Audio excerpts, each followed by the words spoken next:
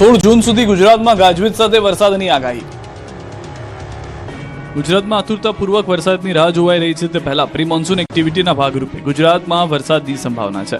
હવામાન વિભાગે 16 જૂન સુધી વરસાદની આગાહી કરી છે. હળવાથી મધ્યમ વરસાદ પડી શકે છે. 14 થી સૌરાષ્ટ્ર કચ્છમાં વરસાદ ભૂક્કા બોલાવશે. ત્યારે 16 જૂન સુધી ક્યાં ક્યાં વરસાદની સંભાવના છે તેની વાત કરીએ તો ડાંગ, તાપી, નવસારી, વલસાડ, સુરત, નર્મદા, છોટાઉદેપુર, દાહોદ, મહીસાગર, ભરૂચ, દમણ, દાદરા, નગર હવેલી, ભાવનगर, अमरेली, गीर सोमनाथ, दीव सहित आसपासના વિસ્તારોમાં વરસાદ પડી શકે છે. इसमें 10 से लेकर 16 जून तक हल्का से मध्यम बरसात का संभावना रहेगा. मेनली आपका गुजरात रीजन का साउदर्न डिस्ट्रिक्ट तापी, डांग, नवसारी, वलसाड, दमन, दादरा, नगर हवेली. अगले 3 दिन तो ऐसा रहेगा. उसके आगे थोड़ा सा बरसात और भी ज़्यादा एरिया में हल्का से मध्यम बरसात का संभावना बढ़ेगा गुजरात रीजन में.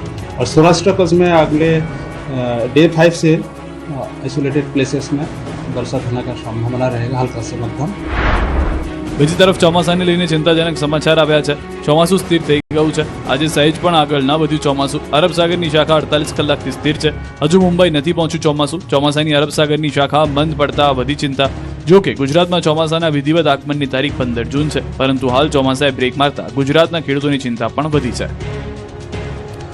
ચોમાસા પહેલા દક્ષિણ ગુજરાતમાં પૂર આવે એવો વરસાદ ખાબકશે, અંબાલાલ પટેલની આગાહી. ગુજરાતમાં હજુ તો ચોમાસું બેસવાના કોઈ ઠેકાણ નથી. મુંબઈ સુધી પણ ચોમાસું પહોંચ્યું નથી. ત્યારે ચોમાસા પહેલા દક્ષિણ ગુજરાતમાં પૂર આવે એવો ખતરનાક વરસાદ પડવાની આગાહી હવામાન નિષ્ણાંત અંબાલાલ પટેલે કરી છે. તેમના મતે 23 થી 26 જૂન વચ્ચે ભારે વરસાદ પડી શકે. દક્ષિણ ગુજરાતમાં પૂર આવવાની શક્યતા છે.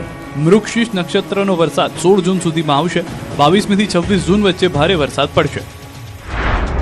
તારીખ 18 થી 20માં વરસાદ થોડો વધુ થવાની શક્યતા રહે છે અને આદ્રા નક્ષત્રનો વરસાદ તારીખ 22 જૂનથી થવાની શક્યતા છે. 23 જૂનથી 26 જૂન વચ્ચે આદ્રા નક્ષત્રનો વરસાદ વધુ થવાની શક્યતા છે. કેટલાક ભાગમાં ભારે વરસાદ થવાની શક્યતા છે. દક્ષિણ ગુજરાતના ભાગમાં ભારે વરસાદ થવાની શક્યતા છે. ધીરે ધીરે દક્ષિણ ગુજરાતના કેટલાક ભાગમાં તો પૂર આવે એવી સ્થિતિનું પણ નિર્માણ થઈ શકે. શાળાઓ, કોર્ટ, એરપોર્ટ બાદ સીએમઓ ઓફિસ અને અમદાવાદ કોર્પોરેશનને ઉડાવી દેવાની ધમકી મળતા ખળભળાટ. અત્યાર સુધી કોર્ટ, સ્કૂલ કે પાસપોર્ટ, પોસ્ટ ઓફિસોને બોમ્બથી ઉડાવી દેવાની ધમકી મળતી હતી, પણ પ્રથમવાર ગુજરાતના મુખ્યમંત્રીની ઓફિસ અને અમદાવાદ કોર્પોરેશનને ઉડાવી દેવાની ધમકી મળતા ખળભળાટ મચી ગયો. ગુજરાતના મુખ્યમંત્રી કાર્યાલય એટલે કે સીએમઓ અને અમદાવાદ મ્યુનિસિપલ કોર્પોરેશનને બોમ્બથી ઉડાવી દેવાની ધમકી મળતા વહીવટીતંત્રમાં દોડધામ મચી ગઈ. મોડી રાત્રે મળેલા એક ધમકીભર્યા ઈમેલમાં બંને મહત્વની સંસ્થાઓને નિશાન બનાવવાનો ઉલ્લેખ કરવામાં આવ્યો, જેથી સંબંધિત વિભાગોને જાણ કરવામાં આવી અને સુરક્ષા એજન્સીઓ તાત્કાલિક હરકતમાં આવી ગઈ. સવારથી જ પોલીસ બંદોબસ્ત અને ડોગ સ્ક્વોડ સીએમઓ પહોંચી ગયા. સીએમઓ અને મંત્રી ચેમ્બરોની તપાસ કરવામાં આવી. પહેલા નીચેના હોલ તપાસ્યા બાદ મંત્રીઓને ત્યાં તપાસ કરી, પરંતુ આખી કચેરીમાંથી કંઈ ન મળતા પોલીસે રાહતનો શ્વાસ લીધો. સાયબર ક્રાઇમની ટીમ દ્વારા ધમકીભર્યા ઈમેલનું ટેકનિકલ વિશ્લેષણ કરવામાં આવ્યું. બીજી તરફ ગાંધીનગર અને અમદાવાદમાં મહત્વની સરકારી કચેરીઓની સુરક્ષા વ્યવસ્થા પણ વધારી દેવામાં આવી. સંવેદનશીલ સ્થળો પર ચેકિંગ અને નજર રાખવાની કામગીરી તેજ કરવામાં આવી. આ તરફ ધમધમતી અમદાવાદ કોર્પોરેશનની ઓફિસમાં પણ દોડધામ મચી ગઈ. કોર્પોરેશન ઓફિસને બોમ્બથી ઉડાવી દેવાની ધમકી મળતા ખળભળાટ મચી ગયો. ધમકીભર્યા ઈમેલ મળતા જ આખી ઓફિસ ખાલી કરાવી નાખી હતી. તમામ સ્ટાફ અને અરજદારો પરિસરમાં એકત્ર થઈ ગયા હતા. પોલીસની ટીમે કોર્પોરેશન ઓફિસ પર કબજો લઈને મેયર, સ્ટેન્ડિંગ કમિટીના ચેરમેન પણ કોર્પોરેશન ઓફિસે તપાસ આદરી હતી. જોકે કંઈ શંકાસ્પદ મળી આવ્યું નથી. બોમ્બ સ્ક્વોડની ટીમ દ્વારા તપાસ કરતા કોઈ શંકાસ્પદ વસ્તુ મળી નથી, જે બાદ તંત્રએ રાહતનો શ્વાસ લીધો. બીજી તરફ 17 ડિસેમ્બરથી 18 માર્ચ 2026 સુધીમાં ગુજરાતમાં બોમ્બથી ઉડાવી દેવાની 9 ઘટના બની છે, જે ધમકીઓ નીકળી. જેમાં અમદાવાદ, વડોદરા, ગાંધીનગરની શાળાઓ, અમદાવાદ સિટી અને civil sessions court, Gujarat high court સહિત કેટલાક જિલ્લાની court, Ahmedabad airport, passport office, post office, વડોદરાની પારુલ યુનિવર્સિટી અને ગુજરાત વિધાનસભાને ઉડાવી દેવાની ધમકીઓ મળી ચૂકી છે. સુરતના ભૂતિયા ડિમોલિશનને લઈને 11 દિવસે તપાસ કમિટીની રચના. સુરતમાં ગત 29 અને 30 મેના રોજ વેડ દરવાજા પાસે આવેલા વર્ષો જૂના નાસિરનગર વિસ્તારમાં ભારે પોલીસ બંદોબસ્ત સાથે 100 જેટલા મકાનનું ડિમોલિશન કરવામાં આવ્યું હતું. જોકે આ ડિમોલિશન ગુજરાતના ઇતિહાસનું સૌથી રહસ્યમય ડિમોલિશન ગણાવી શકાય એવું છે. સસ્પેન્સ ફિલ્મને આંટી મારે એવા રહસ્યના તાણાવાણા ગૂંથાયેલા છે.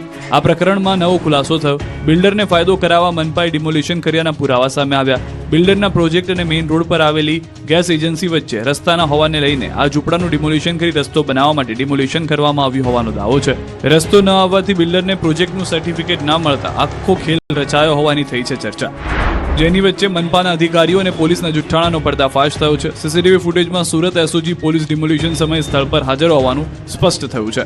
બીજી તરફ આ મામલે હવે અધિકારીઓ અને મોટા માથાઓને બચાવવાનો ખેલ શરૂ થયો છે. ડિમોલિશનના 13 દિવસ બાદ નાસિરનગર તોફાનીઓની વસાહત હોવાનું સાબિત કરવાનો પ્રયાસ શરૂ થયો છે. વસાહત તોફાની હોવાનો એસઓજીએ કર્યો પ્રયાસ. 7 મોટા ગુનેગારો રહેતા હોવાની વાત એસઓજીએ કરી, પરંતુ જો 7 ગુનેગારો હોય તો પછી 100 મકાનો કેમ તોડ્યા? સ્થાનિકોના દાવા મુજબ આમાંથી મોટાભાગના આરોપીઓના મકાનો તો 2014માં જ તોડી પાડવામાં આવ્યા હતા અને હાલ માત્ર 2 આરોપીઓ જ ત્યાં રહે છે. હવે તપાસ માટે કમિટીની રચના કરાઈ છે. રચાયેલી કમિટી તપાસ માટે સક્ષમ ન હોવાનો દાવો કર્યો ધારાસભ્ય વિનુ મોરડિયાએ. તેમણે દાવો કર્યો કે ઉચ્ચ અધિકારીઓની કમિટી બનવી જોઈએ અથવા ખાનગી રાહે તપાસ થવી જોઈએ. ધોરાજીમાં પતિનું મોત થતા સાસુ અને નણંદે પત્નીનું મુંડન કરાવી નાખ્યું. એના જમાનામાં 21મી સદીમાં રાજકોટનો અંધશ્રદ્ધાનો ચોંકાવનારો કિસ્સો સામે આવ્યો છે. રાજકોટના ધોરાજીમાં અંધશ્રદ્ધાનો હચમચાવી નાખનાર ઘટના બની છે. પતિના અવસાન બાદ પત્નીનું મુંડન કરવામાં આવ્યું હોવાનો આક્ષેપ થયો છે.